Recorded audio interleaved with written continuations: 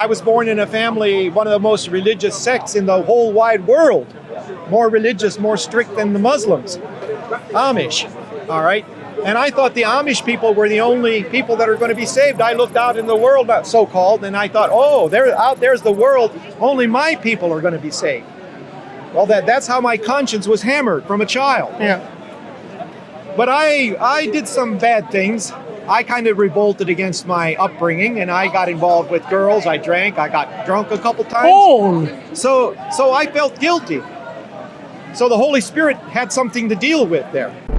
In Islam, we have a legal system as well. In our courts, it's different. In our courts, if a murderer is brought before the judge has three options. If the evidence is not sufficient, you can free them. If the evidence is clear, then the punishment can be applied. There's a third option.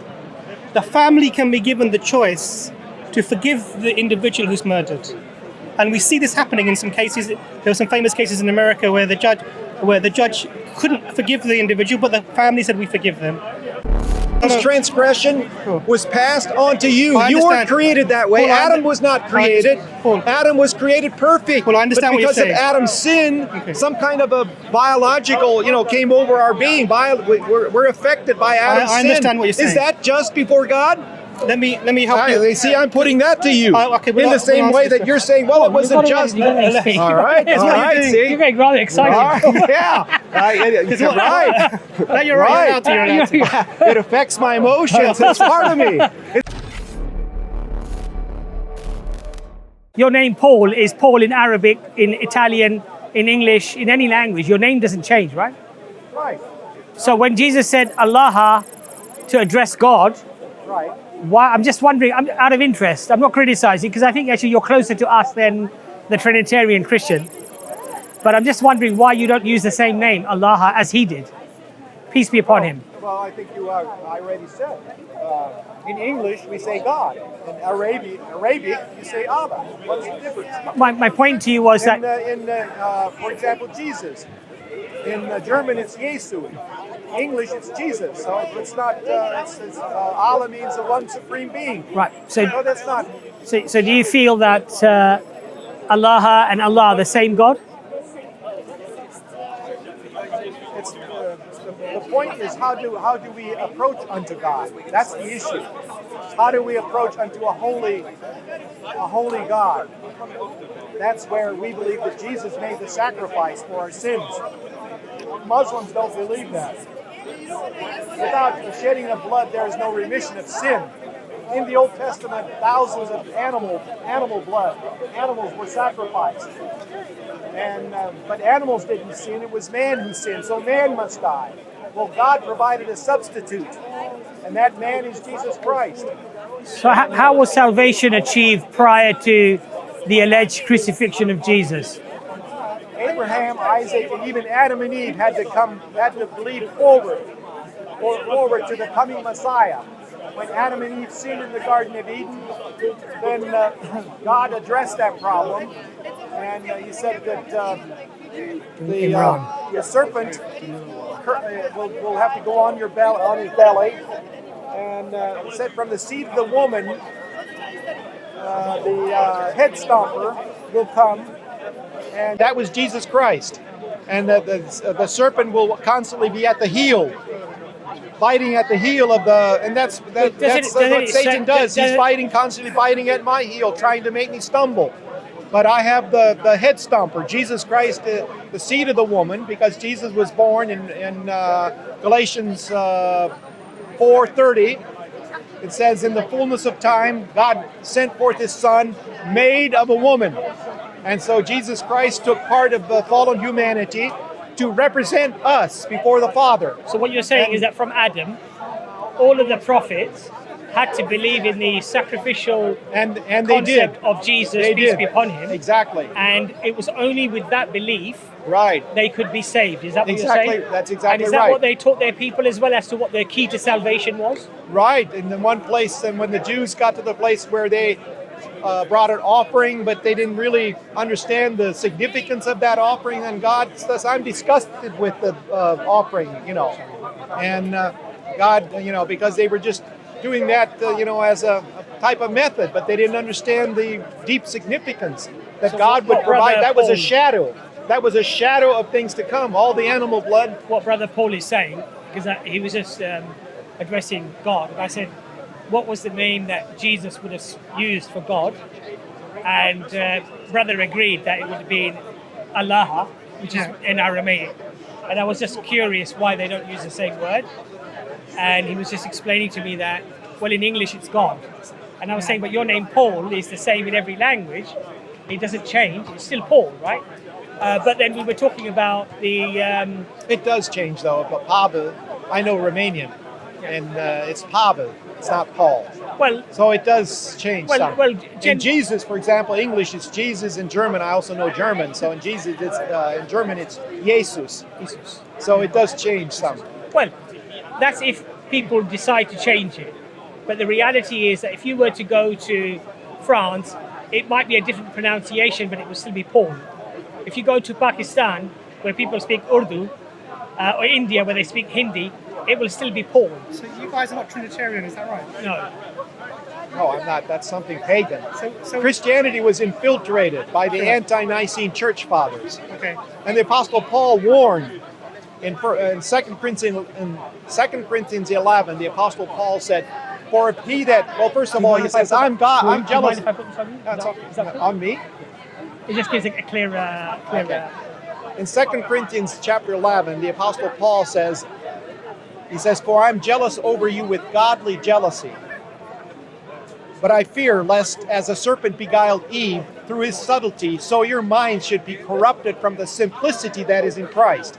We preach the simplicity of Christ. The doctrine of the Trinity is very complicated. It, they talk about the, what do they call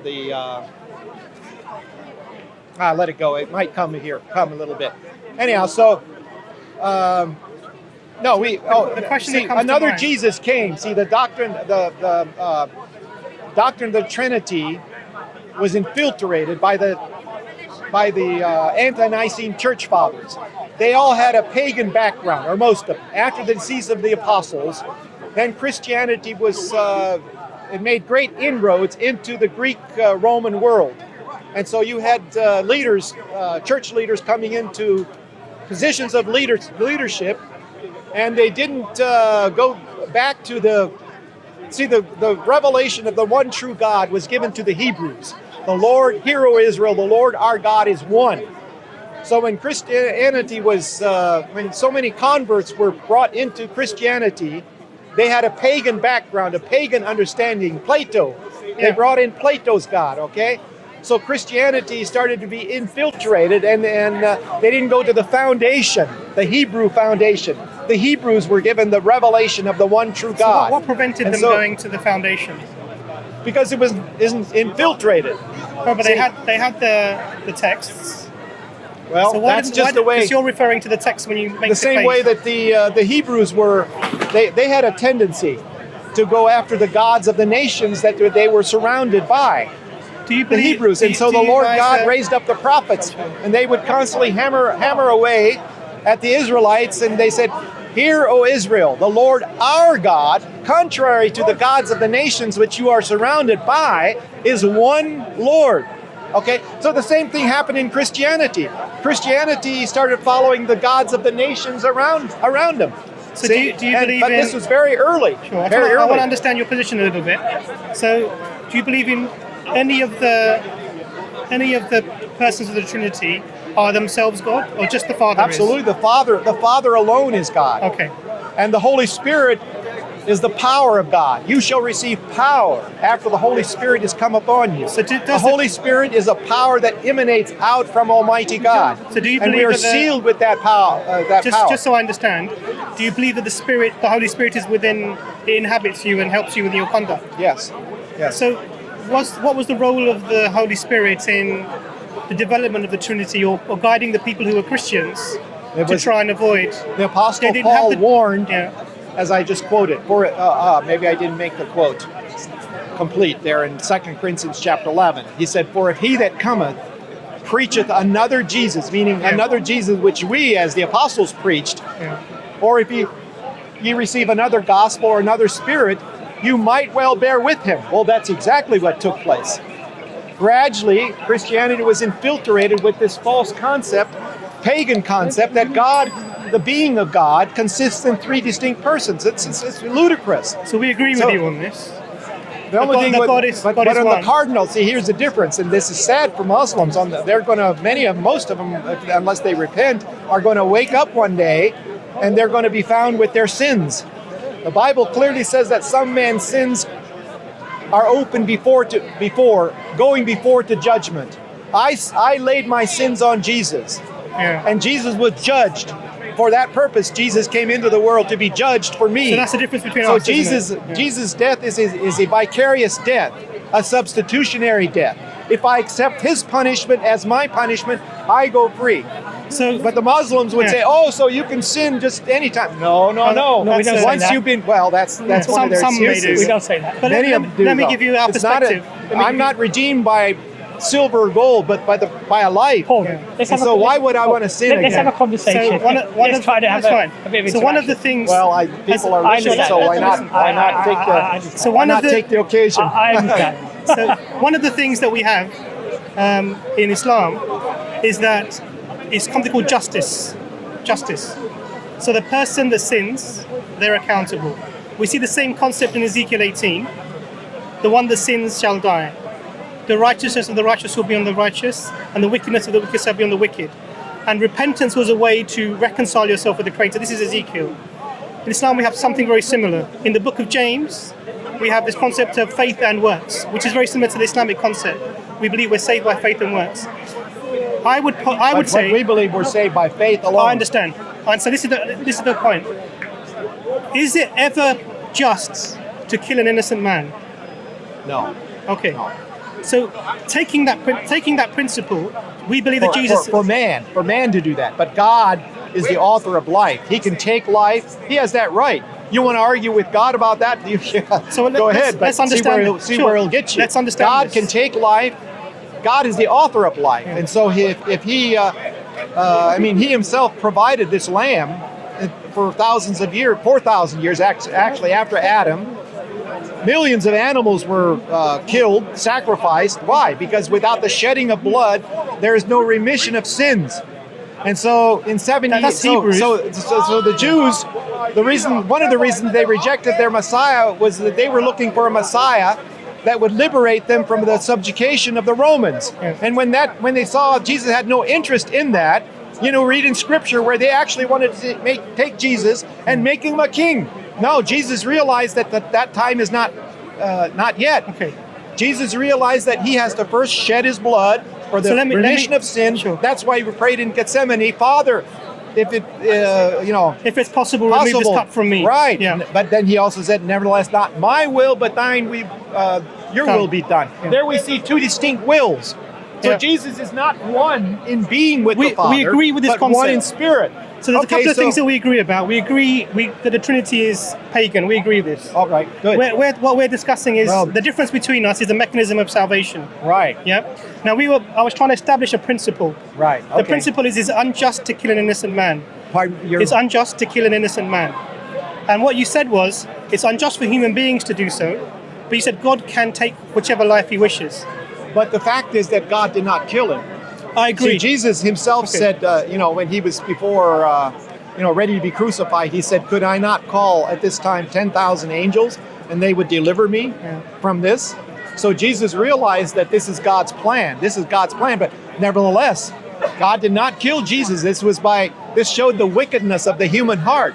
When Jesus went around healing, his hands, did good, only good, healing people and so forth. Yet these wicked men said, crucify him. That showed the wickedness of the human heart. So God also showed that forth, manifested the wickedness of the human heart. So let me understand this a little bit. So what you're saying is that it's unjust to kill an innocent man. God wasn't the one that killed Jesus, but bad people did this. Right.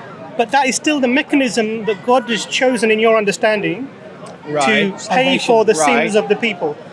All right, so ultimately, tell me then why were all these thousands of people? Let me give the question. So the question is, why would God choose an unjust mechanism to remove the sin from the people? Well, you have to ask God that. Why does God can do everything? He could probably just forgive us, but God chose not to.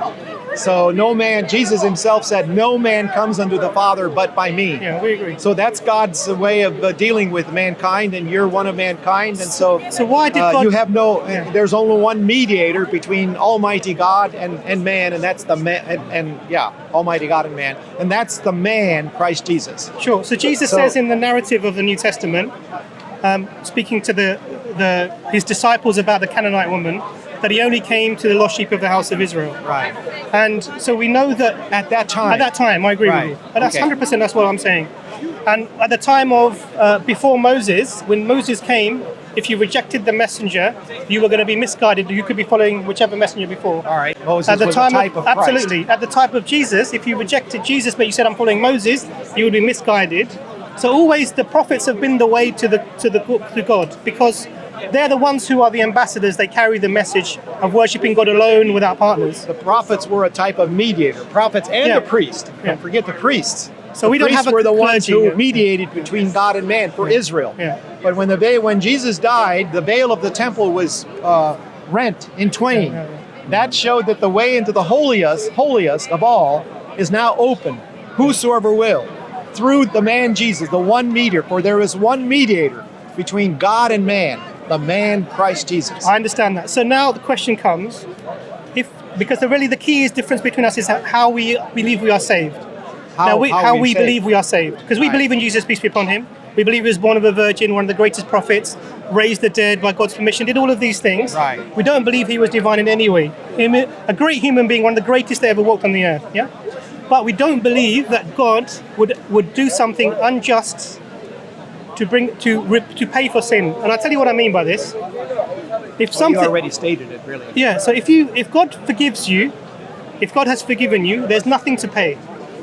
If a payment is received, then nothing was forgiven, it was paid for. So by insisting on a payment for the sin through whichever mechanism, and I would say killing an innocent man is an unjust mechanism, by insisting on a payment, you're removing God's mercy and forgiveness. So I'll ask you a question. Yeah. What would you think of a judge that a criminal stands before him that it just killed some innocent people, and the judge just says, "Well, all right, I see you seem like you're repentant.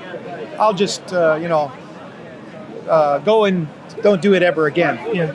What kind of society would that result in? So that would mean, God manifested the severity of what he thinks of sin when he, there on the cross, the justice of God and the righteousness of God was manifested. God has to deal with sin. Same as that righteous judge, quote unquote, has to also deal with sin. Yeah. And so there on the cross, the love of God is also God of love, but he's just as much a God of wrath. So there on the cross, the love of God and the wrath of God came together.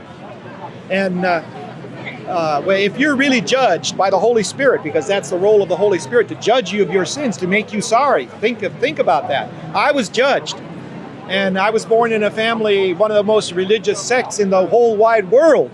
More religious, more strict than the Muslims. Amish. All right. And I thought the Amish people were the only people that are going to be saved. I looked out in the world, so-called, and I thought, there's the world. Only my people are going to be saved. Well, that's how my conscience was hammered from a child. Yeah. But I did some bad things. I kind of revolted against my upbringing, and I got involved with girls. I drank. I got drunk a couple times. Oh. So I felt guilty.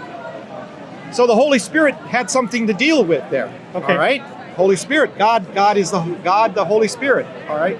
Had something to deal with. Sure. Now wait a minute. Yeah. All right. So Amish people, they make a big thing of when somebody dies, they dig a hole 6 feet and they have a big ceremony and then they sing a song. And from a child, I observed this, and this left a deep impression upon me. Yeah. Also, my father had taught me that there is a hell. It's terrible, terrible place, and from a child, this left a deep impression. So I thought to myself, I have to do everything in my power to avoid that awful place called hell. Muslims, I believe. All right. So I put off following my religion. the way my upbringing. Yeah. Until the age of 19, then I decided, hey, I got to be saved. I cannot go on anymore. That was the Holy Spirit. Just like he said, when the Holy Spirit has come, he will convince the world. I was in the world without a Savior. So I was of the world. Nobody is born a Christian. We have to repent. Okay. Can I come back to your question? Just let me finish a little bit. You asked the question. So I was judged, just like Jesus promised. The Holy Spirit judged me. So I cried out, something cried out, what must I do to be saved? That's when the Holy Spirit opened my eyes. Something cried in me, peace, peace. And the moment the Holy Spirit guided me to Jesus, that's where you'll come once you're judged. But if you look at just like Muslims, you really can't know whether you're saved. We don't believe that. Well, basically, your good works outweigh the bad. Once you've done enough good works, not quite like basically, not quite, but you've got my point. Can I just give you anyhow, so when I looked at Jesus, finally, when I looked at Jesus, then a peace came over me that could only come by God Almighty through the Holy Spirit. I understand and what it changed my life. Now, why would I ever go back and want to sin? I understand. Now, if I sin, that's where the Bible says that those were once partakers of the Holy Ghost and have tasted of the goodness of God. If they go back and sin again, they crucify afresh the Son of God and put him to open shame. That applies to me if I go back in my sins. Because I know in whom I believe. You've spoken for about 5 minutes. You've spoken for about 5 minutes. Is it okay if I let Imran just speak for 5 minutes? Sure. So I'm going to You be the moderator. Give me some sort of time. Some sort of time. Please, go ahead. Because you asked a question, and then you didn't let me ask. You gave a. All right, you told me a little bit about your history, which is excellent to hear. The question you asked was, what about the judge in the society? Right. Who a murderer comes before him, right, and he says, "You seem repentant. Let me let you go." Yeah. What kind of a society would that be? Now, on this planet, the court system has one aspect of it which is missing, that it cannot apply. What's that? Mercy. The court system cannot apply mercy in its system because it's missing. It can only apply the law. Wait a minute. Did I interrupt you a little bit? I haven't. No. Let me just make my point. All right. So they can only apply the law. So if somebody comes before them, it can only apply the punishment based upon the arguments between the advocates. Right. Okay. So there is no mercy in the system, which is why it cannot be applied. We cannot use that analogy for the most merciful creator because it's erroneous. Now, in Islam, we don't have a concept that sin isn't dealt with, but we do have a system that the sin is dealt with justly. And that means that the innocent person, if my son does something, I'm not judged for that. If my grandfather does something, my son is not judged for that. Because the person that sins, they shall die. They shall bear the iniquity of their sins. And this is Ezekiel is quoting this. Yeah. Now, when it comes to in Islam, we have a legal system as well. In our courts, it's different. In our courts, if a murderer is brought before the judge has 3 options. If the evidence is not sufficient, you can free them. If the evidence is clear, then the punishment can be applied. There's a third option. The family can be given the choice to forgive the individual who's murdered. And we see this happening in some cases. There were some famous cases in America where the judge couldn't forgive the individual, but the family said, we forgive them. And I know personally of a case in Pakistan where 2 cousins were fighting and one of the children were killed. And the father who lost his son forgave the individual and they were not punished. So there's an aspect of mercy. Now what I'm saying is, my point here is this. In the killing of the innocent Jesus, peace be upon him, on the cross, this is unjust and lacks mercy. And so when I as a Muslim look at this, I can't reconcile this with the merciful creator. I can't reconcile that. How would you help me to reconcile that? Now, in the case that you made with the judge, you said our civil law cannot exercise mercy. All right. What would you say if that father, the judge, say he's a father, and he has the one only son, and he passes the death sentence on this murderer, and his sentence has to be carried out. Now the judge, let's say he has one and only son that he loves dearly. So he asks his son, would you be willing to die for this man? If his son, yes, it might be a hard decision, but if his son would say, yes, I will do it, Now, what would that murder? That would melt the cold heart of that murderer. You see, this is why when I think of Jesus, what he did for me, that touches me to the very core of my being. And I say, no, I want to live for him. He died for me, and I dedicate my life for me. This is what makes me tick, actually. See, that's where the love of God then flows through me and changes me from the inside out, that I want to imitate my Jesus. See, Muslims cannot be changed from the inside out like that. They cannot receive of that spirit because they reject Jesus as the substitute for their death. Yeah, we don't believe in unjust. So let me just give you. So you take that in mind. Sure, I Again, understand. just to reiterate, Yeah. the Father, the Judge, is a Father. He has a Son whom He dearly loves. That was the same way with God the Father. Yeah. And when Jesus died on the cross, Jesus cried out. He said, "My God, why have you forsaken me?" Well, Jesus tasted death for every man. Yeah. He was in a way felt forsaken. In a way. understand. But he had faith. Later on, he said, "Father, into thy hands I commend my spirit." So there we see a paradox. So the question No, is, he was a human. He wanted to live just like any one of Sure. us, but he also wanted to do the Father's will. So the And question that's sure. why he prayed, "Nevertheless, not my will, thine be done." And so he went to the cross. The question really goes back to that example. If the judge is saying to you, to his son, "Let me kill you. Are you willing to die in the place of this other person?" Is that just? Is the son innocent?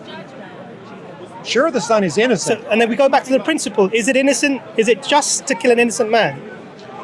As we said before, God did not kill. That was by wicked hands. In the judge example. By wicked hands. It even to the Bible, the Apostle Paul said, had the prince of this world known the gospel story, they would not have crucified the Lord of glory. They didn't know that was that Satan defeated himself when he worked through the hands of wicked men and had Jesus crucified, because that results in the salvation of humanity. Well, Paul, you know what? Because what you're saying is you're saying two different things to me. I'll explain why. So we agree. Seems like we agree that killing an innocent person isn't just. We agree that the judge killing his son... No, wait a minute. Sorry. You're misquoting me. I'm misquoting you, sorry. For a man to do that. I agree. But God is the author of life. I understand. He has the right to take... This is why in the Old Testament, God sometimes would command the Israelites to go in and slaughter every human, man, woman, baby, everything. Not let one live, because God is the author of life. Get that through your head. So who are we? If God says, take away life... Yeah. That's sure. But you cannot. We cannot. Shall the creator? No, we are the created one. Rise up against the creator. No, he has life. He gives life, and he has the right to take away life. Who am I? Who are you? I agree. To challenge God. So we have some principles. God is the most just. God is the most merciful. Yeah. You cannot do more justice than the Creator. We agree on this? Right. Judging God is more just than you? Yeah, that's right. You agree that a human being killing an innocent person for someone else is unjust? A human being, yes. Yes. Not for God. Absolutely. So, he can do but it. this is the problem now, because you know that something is not just. Killing an innocent person is not just. All right. But you're willing to give that act of killing an innocent person, which is unjust, to the Creator. Now, the way I'm seeing that you're getting around this is by saying, look, it wasn't God that did the killing. You're missing a point. God is not my example. Jesus, the man Jesus, is my example to live after. Okay. Jesus is my example, not God. God has can take away. He gives life and he can take away life. God is not my example. In certain things, he is. This is why he sent Jesus to be our example. The doctrine of the Trinity was given to destroy the example of Jesus. I agree about the Trinity. That's why it's of Satan. Yeah. Because I agree it's of Satan. All right, well. okay. So God is not my example in such, because God is the creator. Jesus was raised up, the man Jesus. He's the one that I follow after. He's the one who said, if one man smites you on the right cheek, turn to the other. But you worship the Father, not Jesus. Yes, I worship the Father. Okay, so the Father I adore Jesus, but when I pray, I specifically pray to God the Father. Yeah. Jesus taught us how to pray. Because he's the only true God, right? That's right. So the question is not about the example to follow, because we cannot We cannot be like God because Well, God but is you were perfect. giving an example, though. That's so the why- example that I'm that's giving why I of came is a up with level of that. justice. So we agree that God is the most just and the most merciful, Perfectly Right, just, yeah. right. and more just and merciful than we are. That's right. Yeah. But there's an act that we know is unjust, More which is wrathful also than what we are. sure. That's There's an act that we know is unjust, killing an innocent look how man. the trust that Sure, animal absolutely. has. There's an act that we know is unjust, which is killing an innocent man. Right. But it seems that you're willing to attribute that act to the Creator as a mechanism for removing sin. Now, the problem I have with that is, A, that it's unjust. We agree that it's unjust, and we cannot attribute injustice to the Creator in any act.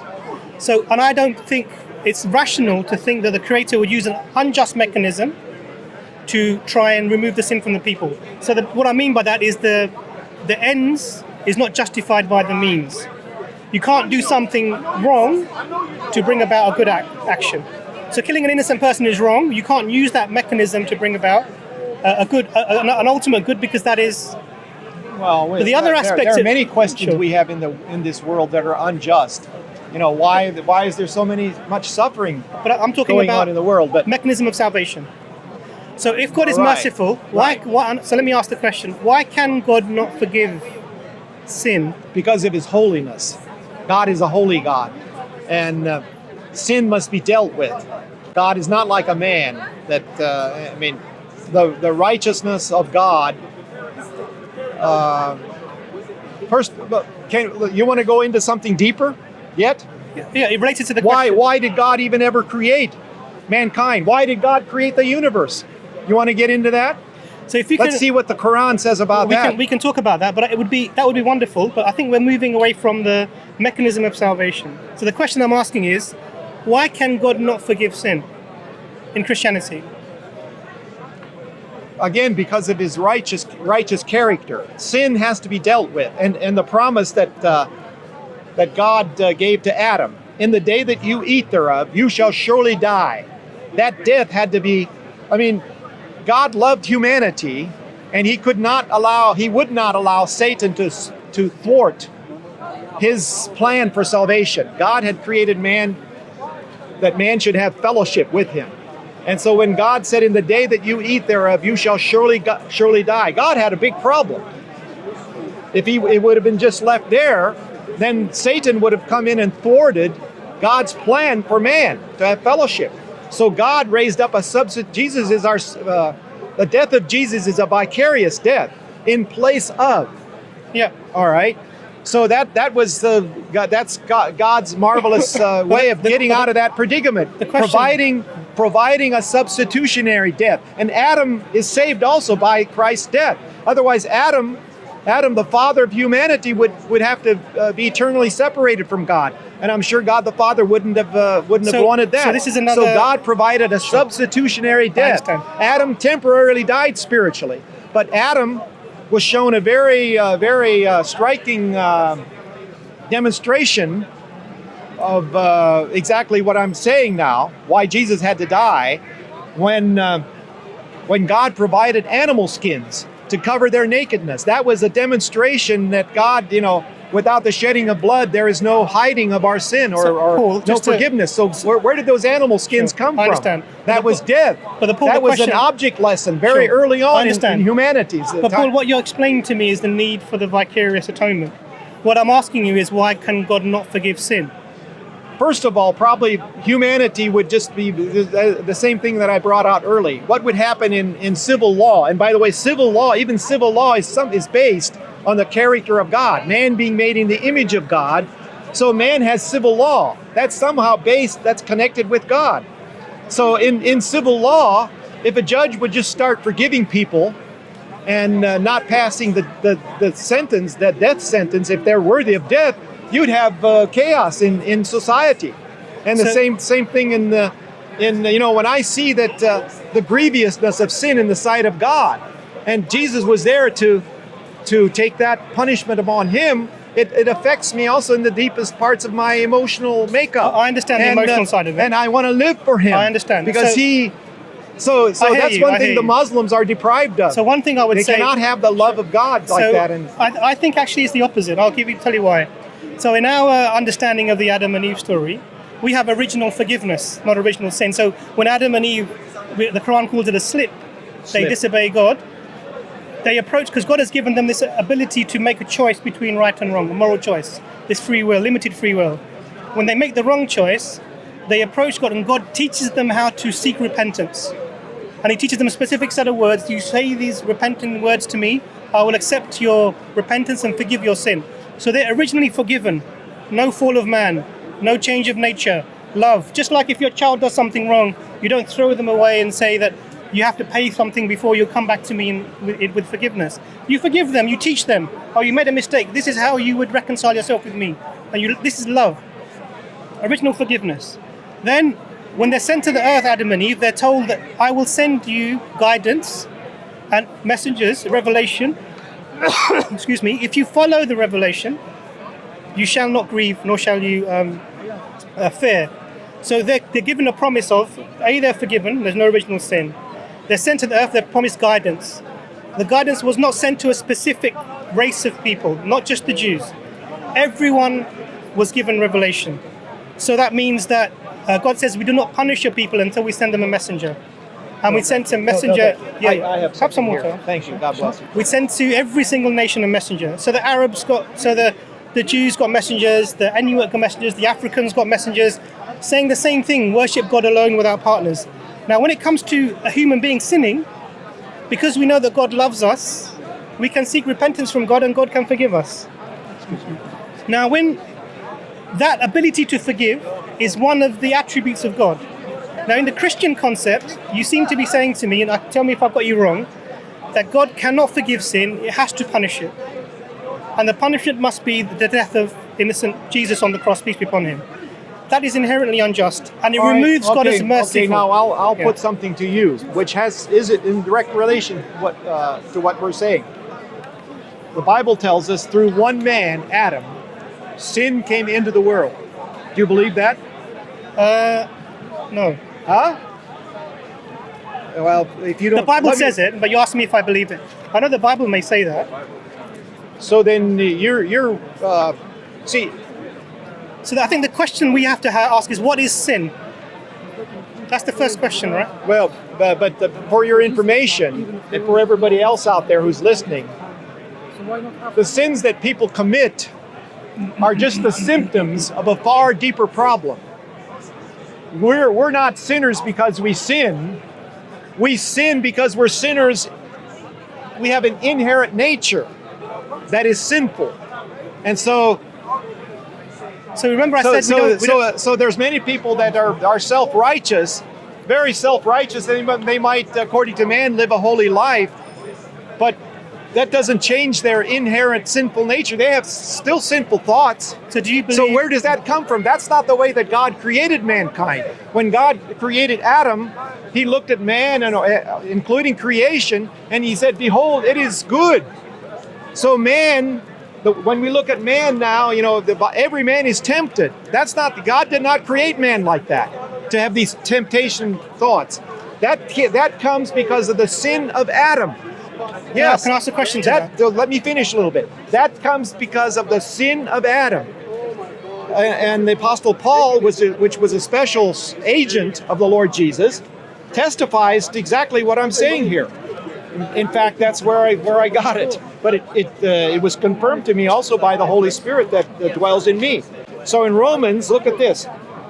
I'll hold those for you. When I read, thank you very much. That's right. So here, it says here, wherefore, as by one man sin entered into the world, and death by sin, so death passed upon all men.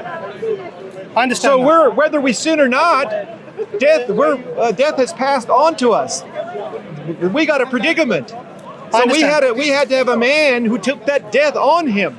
He that believeth on me, Jesus said, is passed from death into life. I understand. Because Jesus took my death on him. I understand what you believe. Okay, but look at this.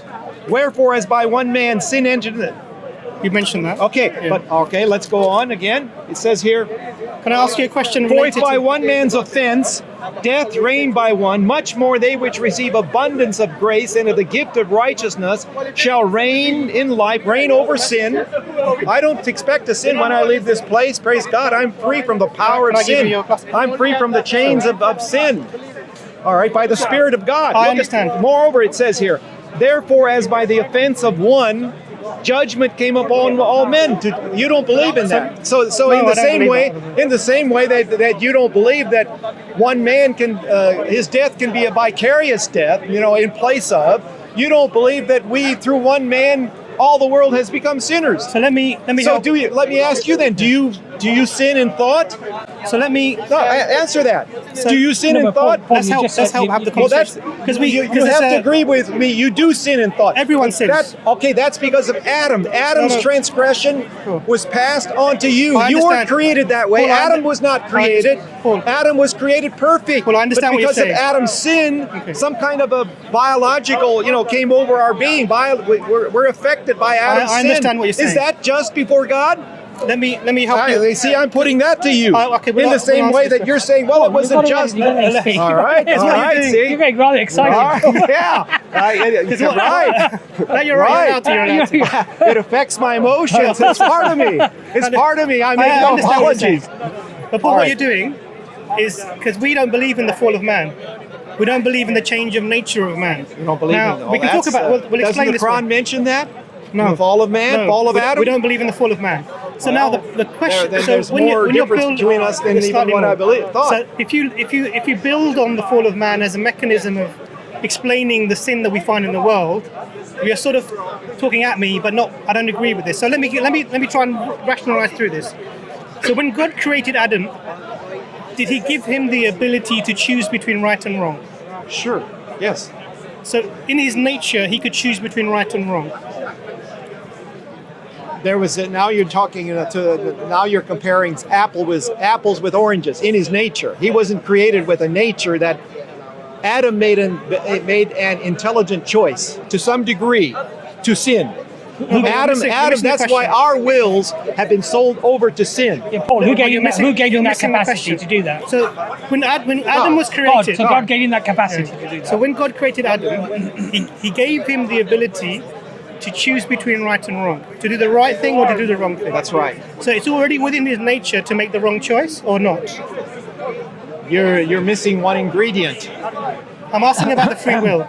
You're missing one ingredient. Okay. It was Eve who was in the transgression. All right. We don't believe that either. And Jesus is the second Adam. In that, Jesus then died to save his bride. Can we stick with the first? Adam? I'm sticking with the point. After Eve sinned, the sin of Adam was actually that he didn't take that to God, Almighty God. He should have said, Lord God, you created me, you created my beautiful wife, which I love with all my soul and my heart. And this beautiful thing that you gave to me has now ate of the forbidden tree. We have a problem, God. What are we going to do? Lay it back on God. Sin is taking individual or independent action without God. Okay. If I would have come down to this place and wouldn't consult with God first, that would have been sin.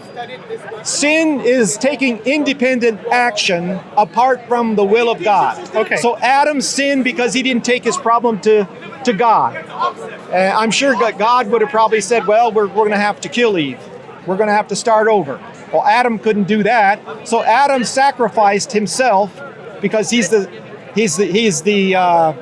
forerunner of Jesus. But Paul, where are you getting? So what it is you said? Let me just help. Let me just try and have a conversation. So the first thing, we agree that God created Adam with the ability to choose between right and wrong. Right. Okay. That means he can choose the right thing and he can choose the wrong thing. Right.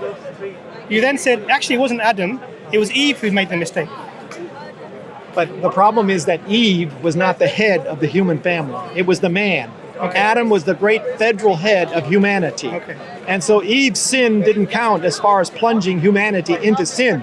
Adam was the great representative of humanity. So what did Adam do So wrong? when he sinned, his sin resulted in What did he do wrong? all of future generations being, death being passed on to them. The sentence What of was the death sin that of God Adam? had pronounced on, given Adam in the day that you eat thereof, you shall surely die. Paul. That applied also to the rest of humanity. But Paul, listen to me You know, for 1 second. What was the sin of Adam? Disobedience to God, Okay, so this is what sin is. When you disobey God. independent action. Okay, absolutely. When you sin against God, you do something other than what God wanted you to do. You try to be independent of God. Now the Well, question- you just ought to, yeah. well, you don't So even have to try. sure, It's in our absolutely. nature to do it. Okay, Sure. go ahead. Yeah. But what I'm trying to make was that ability to choose between right and wrong was there from the beginning. It's not a new thing, Right. because Yeah. that's the only way you can have free will. If you can't do Right. anything wrong, then there's no Right. free will to start with. Right. It's only if you have free will that you can choose between right and wrong. Yeah. So, what changed? When they sinned, according to the Christian narrative, they were condemned. Right. Sent to the earth. A woman was sent to have painful childbirth, and the men were to toil in the soil, and this was a Right. punishment given to them for their Right. sin. They were not forgiven. In the Islamic concept, Adam and Eve is given the ability to choose between right and wrong. They made the wrong choice. They're taught how to seek repentance, and they're Yeah. forgiven. No fall, no change in nature, sent to the earth. And then the guidance comes from the beginning. The human being is as God intended them to be. What you seem to be Right. arguing is that humans change their nature somehow by sinning, other than how God intended it to be. And now what you do to God is you add on a weakness that God cannot control his creation in you're terms of its missing out essence. some very important points. Please is tell me. that God had made man a living soul. Yeah. All right, and then God had the tree of life there, and as long as man ate of that tree of life, or through the eating of that, he could live forever. Yeah. So he All put, right, the tree of he put life an was angel there there as with a- a flaming sword to protect the All way. right, so after man sinned, then we read what you just quoted there. It's God placed cherubims there to At least they eat of the tree and okay, become like live one of for- us. Okay, so death is a very important. I know myself.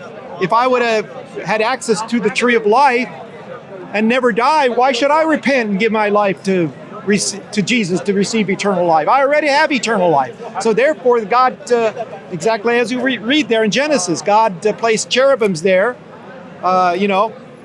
so that man cannot have access to the tree of life and eat thereof and live forever. So man wakes up just like I did. Yeah, but Paul, I what had did to think about what did every Imran time I say? saw a funeral. Paul, what did Where's Imran that person going to? Where am I going to go when I die? What did Imran So that say? was What did Imran say that was actually wrong?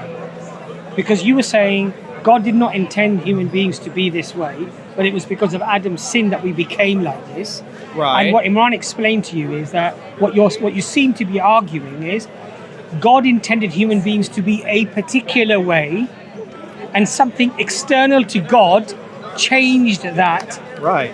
to what God had intended. That's right. And yeah. we would say Who God, changed the God is all-knowing, God is in full control, and God creates, and his dominion to create in the way that he wants to create is complete in every way. Who can And that change the nothing can creation? change the will of God. That's what we would argue. Who can change the creation of God? Who changed the creation of God? Because Adam and Eve Well, were created. Nobody changed the Absolutely. creation of God. But you're saying that the nature changed. after man ate of the tree of life, And after outside, man no longer had access. and outside of God's desires and wishes and change the wants. nature of man? See, we read of the tree of life again in Revelation. The tree of life again appears there, and it's for the healing of the nations. So the tree of life has a role, apparently, in sustaining human life. And when man no longer had access to the tree of life, then man started deteriorating. Man lived upwards to 1,000 years. All right, even when they no longer had access to the tree of life. And then during the time of the great flood, that's when the decree comes from God. Now man is 100, and if man lives 120 years, it was 120 years. Then later on, if man lives 70, which is 70 years. But Paul, you see, Then man has the question that we're asking is, basically- if God created humans, Adam and Eve, Yeah, with the ability to choose between right and wrong, and they right, exercise that choice, Right. either they do right or they do wrong, right, their nature is such that they can choose the right and wrong. right. Okay. So if they do choose the wrong thing, it's not a change in their nature, it is their nature. but it doesn't make them Well, inherently. gradually, I think the biological man started degenerating. From Genesis on, man started degenerating. Well, where are you getting that from, Paul? Well, that's logical sense because man, see, God did not want man to eat of the tree of life, being in that spiritually dead state. God did not allow that, because man would have in his spiritually dead state. Now, this I don't know if you as Muslims can comprehend that, but we are dead in trespasses. We are dead in trespasses and sins. God considers us as His enemies. That's what happened through Adam. We don't believe that. Well, that's where I understand the Apostle Paul, as a special agent of the Lord Jesus. But Paul, You keep saying Paul is the special agent of Jesus. Well, he's my apostle. He was sent to the Gentiles, and I'm a Gentile. He never met Jesus. Well, he did on the way to the apostle. He had divine revelation. But he didn't know that when he met him. Look at this. Look at this. And you hath he quickened who were dead in trespasses and sins, wherein in time past ye walked according to the course of this world, according to the prince of the power of the air, that's Satan, the spirit that now worketh in the children of disobedience, among whom also we all had our conversation in times past in the lust of our flesh, fulfilling the desires of the flesh and of the mind, and were, now watch this, and were by nature the children of wrath, even as others. So now, all right, so we became enemies of God. This is a problem now. I'll tell you why it's a problem for me. Thank you. When we claim that God is, so you okay? You got your. So when we claim that God is all loving, and God is all merciful, and God is all good, and then when human beings sin, God is wrath. God will not forgive your sin. Well, He does, but He provided a means whereby there's not forgiveness. So it is being paid for something. So that's that same thing again. If something is forgiven, it doesn't need to be paid for. Yes, if something is paid for, it wasn't forgiven. You just paid for that.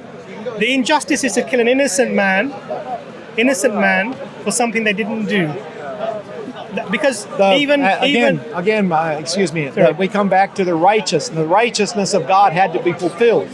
The sentence of death had to be carried out. God's righteousness demands that. In the day that you eat thereof, you shall surely die. That sentence of death had to be passed on. But because God is a God of love, God provided a lamb to take away the sin of the world, to take that wrath upon Himself. Is God loving enough? That's why I said there on the cross, the wrath of God and the love of God came together. And God manifested His righteous character against sin by allowing Jesus to be crucified like that. What about mercy? There we see what God thinks of sin. What about mercy? Mercy. Well, forgiveness. All right, there we have it. Forgive somebody. There you have it. There you have it. In the mercy of God, God provided a lamb. Cannot forgive sin, has to punish it.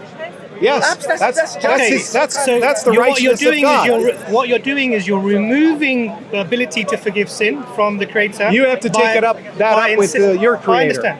I understand. You have to take it up with. What you're saying now is that God, in the Christian concept, cannot forgive sin, must have payment. See, the gospel. You're saying this because let me give you the gospel basically in a nutshell.